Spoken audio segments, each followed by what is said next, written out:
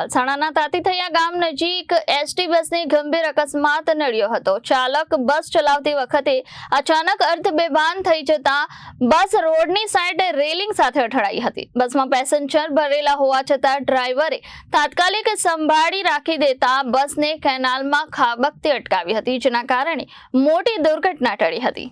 પલસાણાના તાતીથૈયા ગામ નજીક એક એસટી બસની ગંભીર અકસ્માત નડ્યો હતો, જ્યારે ચાલક બસ ચલાવતી વખતે અચાનક અર્ધબેભાન થઈ ગયો।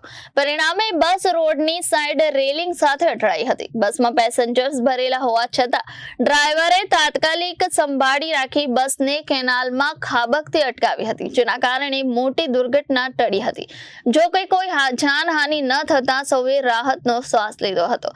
ઘટનાની જાણ થતા કડોદરા પોલીસ તાત્કાલિક સ્થળ પર પહોંચી હતી। આ ઘટના બાદ તમામ મુસાફરોને સુરક્ષિત રીતે અન્ય એસટી બસમાં ખસેડાયા હતા। રિપોર્ટર ક્રિષ્ના સોની, જનાદેશ ન્યૂઝ, સુરત।